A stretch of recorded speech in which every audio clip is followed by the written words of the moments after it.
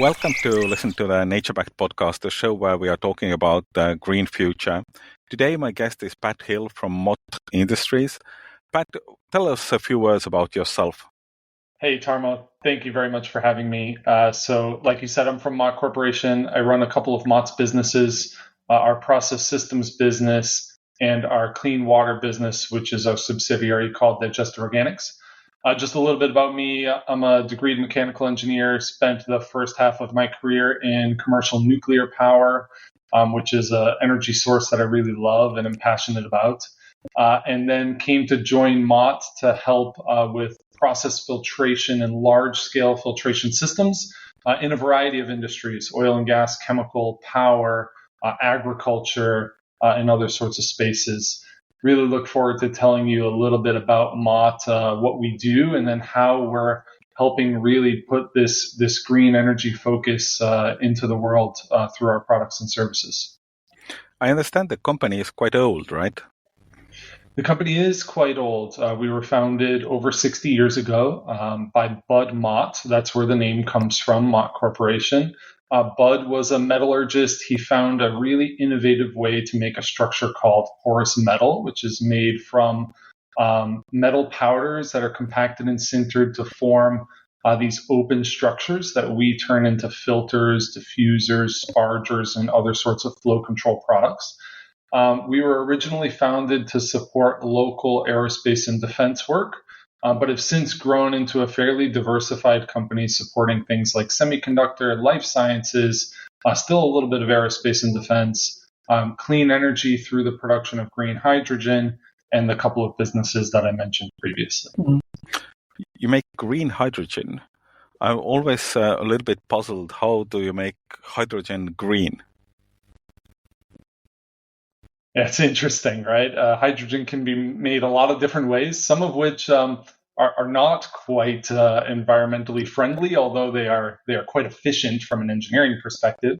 But green hydrogen, our business there, our clean energy business, really supports a process technology called electrolysis, which is the taking of a water molecule and separating that water molecule into hydrogen and oxygen.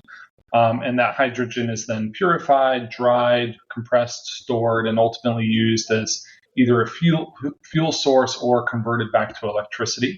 And where we support that process is a couple different steps along the way. At the core, where that molecule is being split, we provide a product called a porous transport layer, which is not a very creative name, but it is accurately describes what the product does. It is a transport layer of both two-phase flow, gas and liquid flow, in that chemical reaction and separation. And then we also provide upstream water filtration and purification to make sure that the water that's coming into that electrolyzer is of the highest quality possible. And on the back end, we help with that purification of hydrogen. So removing leftover water or oxygen, drying that hydrogen so there's no leftover moisture content so that it can be turned into that valuable resource. That's surely a business of the future. Yeah, it certainly is. It certainly is. Of course, requires a lot of technology development still. It's quite new in terms of large-scale commercialization, although electrolysis has been around for a few decades now. But it's an exciting time to be a part of it. There's both, private sector and company-related funding and initiatives, and a lot of governmental support. So support here in the United States from government and public policies, quite a bit of support in Europe from public policy. And so I think, through that combined, private company and government relations, we're going to find ways to continue to commercialize this. And it is a pretty exciting future. Mm.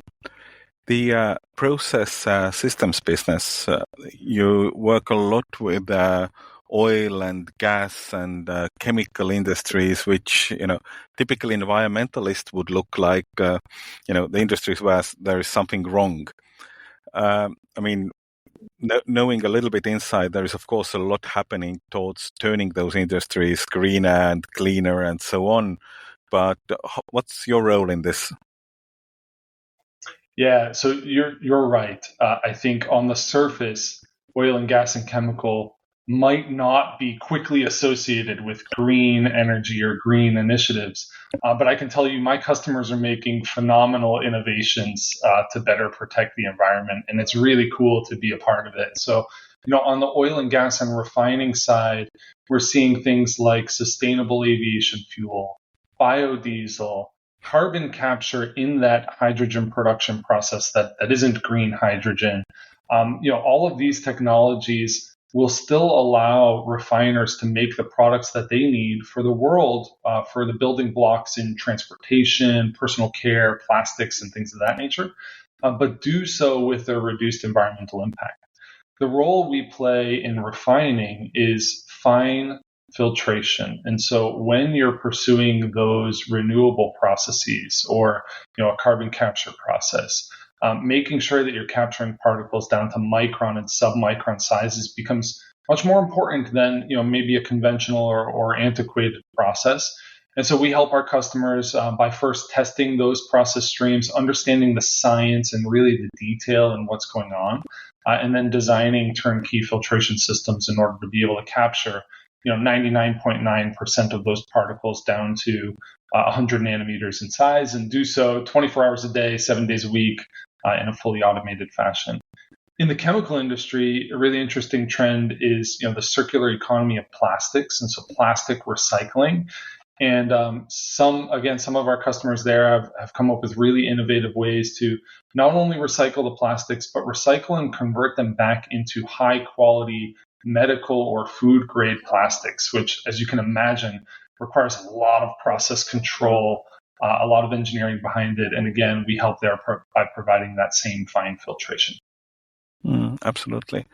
Your main business, or the business you are in charge of, the water business in a way.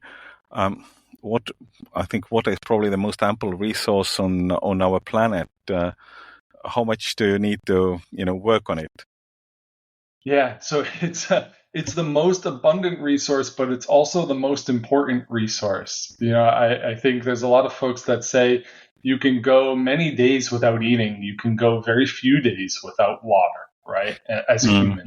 And so, water is incredibly important to life as a whole, not just human life, but of course the rest of nature as well. In the Digestate Organics clean water business, we solve water recovery problems in 4 key markets. So the first market is digestate, and that's where I'll talk a little bit more. Second market is craft spirit water recovery, so breweries, distilleries, wineries, things of that nature. Third is food and beverage, dairy, and dairy wastewater.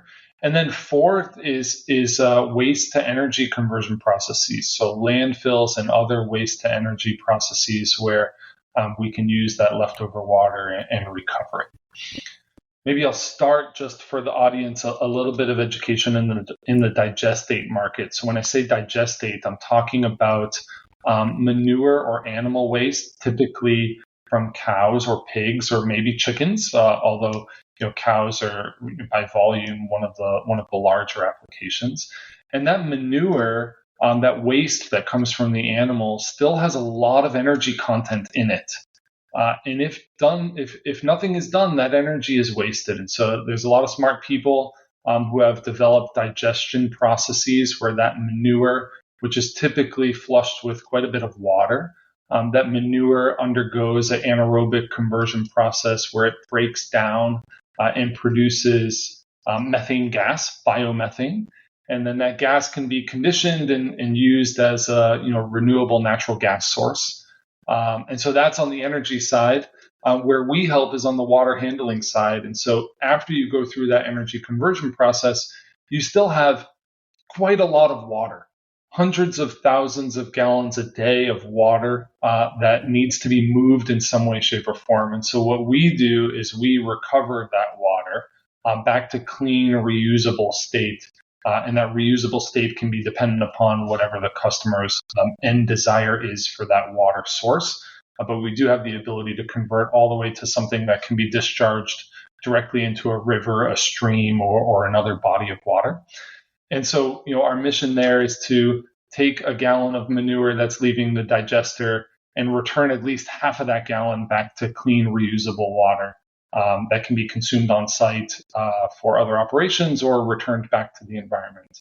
In many cases, we can convert much more than half of that gallon as well. Life is hard, but finding a really great podcast makes the days go by so much easier. Hi, my name is Blue Telusma. I'm a writer, an emotional intelligence coach, and the host of Humanize with Blue Telusma, a podcast where we believe that when you humanize everyone in the room, a great conversation is almost guaranteed. Join us every week here on Electricast as me and my guest co-hosts unpack big topics and interview even bigger personalities with a sense of humor and a dash of mischief. If you're looking for a new best friend in your head, we've got you covered. Electricast. But your business case is doing filters, or do you, I don't know, sell larger processes, or what's your role in that kind of water cleaning process? So we solve the end-to-end water treatment process. And so, at our heart, we are the process engineers that design each of those steps. Most of them are mechanical separation, but sometimes we use both chemical and biological processes as well. And in order to do that separation well, there's quite a range of technologies that are used. You need to start, for example, with a very coarse filter, something that's removing things measured in millimeters or centimeters in length or diameter. Things like leftover straw or food or whatever it might be that's in the particular waste stream. And then you move into finer and finer filtration of suspended solids.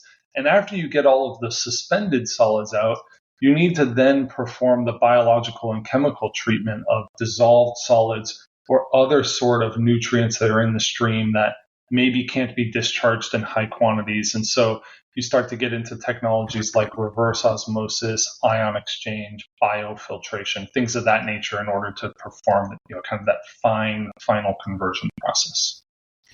So typically speaking, in a digestate train, 3 to 6, maybe even 7 technologies that all need to work in unison 24 hours a day, 7 days a week. And is it something you install in PCs in a client's premises, or I don't know, take a container there? Or Exactly. Depends a lot on the scale of the system. For smaller size systems, we can certainly provide it in a container, fairly economical packaging, simple to install. But for larger processes, we're talking quite a large building to house each of those process steps. And our engineers will engage on the front end to make sure footprint, weights, dimensions, overhead heights, things like that are all well known and understood, so that structure can be planned accordingly. What about the kind of geographies of Mott these days? 65 years of history, U.S. roots. How much are you still a U.S. company? By sales volume, it's about 50% North America, 50% rest of world. And then as you start slicing rest of world, not going to be a shock that the 2 largest drivers there are Asia and Europe. We do work in the Middle East. We do work in Africa. I think I have large-scale filters on 6 continents. I'm still waiting for that installation in Antarctica. So if there's any filtration help that's needed there, I'm your guy. Let me try to get that 7th continent. But we do have, through subsidiaries, we do have quite a large regional office in Milan under our subsidiary Asco Filtri, regional offices in the UAE, India, Mexico, France, and then quite a large partnership network throughout the rest of Europe, Asia, and the rest of the world. So among listeners, if anyone has water filtration needs in Antarctica, Pat is the guy to turn to. I would love the challenge. Thank you. Yeah, it's an interesting continent to reach, there, Antarctica. I mean, there is definitely maybe not manure cleaning. Maybe there are some other parts of your business which might be more logical for that continent. But it's definitely. I'm assuming there aren't large-scale farms operating there. It doesn't seem like a sustainable business model. That's for sure. With climate change, who knows what will happen in a few decades? But hopefully not. That's right. Fair enough. If you look ahead, personally or from the Mott perspective into the, rest of 2024, what are the big challenges for you ahead? Challenges that we see ahead. First, speed of innovation is always a challenge. We are so diversified across markets, and so there are constantly new product innovation needs across those markets. Semiconductor, for example, not really a focus of this particular podcast, but in the semiconductor market, as those semiconductor chips get smaller and smaller and smaller, we need to provide finer and finer and finer filtration. And so, one challenge is to make sure we're keeping up with that. Second challenge, I think, is one of just broad scaling. So if we take green hydrogen, for example, tremendous technology, can have a tremendous environmental impact. But there's a brutal fact hidden in there, Tarmo, where the economics also need to work. If you can't make hydrogen through electrolysis in a way that companies are profitable, government subsidies and government support will only take you so far. And so, we need to help meet that challenge. We need to find more innovative ways to unlock more efficiency and then be able to share that efficiency with our customer base. And that's something we're quite a bit focused on as well. Absolutely. That's and on a hydrogen side, that's really interesting challenge with kind of distribution chains and how it will reach the consumers and where will consumers eventually use them. I think in general, it's much, at least as safe solution as gasoline is, but you need somehow to get it to the tanks or somehow into the use, which is the big challenge on that side, I think. Agreed. Yeah, fully agree with you. The underlying structure, delivery method, still quite a bit of work to make that robust and established, but fully capable. We as a society will get there. Absolutely. Thanks, Pat, for this discussion, and good luck going forward. Thank you, Tarmo. Really appreciate the time to talk with you. Had a lovely chat, and wish you the best, and hopefully we can do this again sometime. Absolutely. Thanks. Bye-bye. If you like the show, subscribe and leave a good rating on the podcast platform of your choice. It would mean a world to us.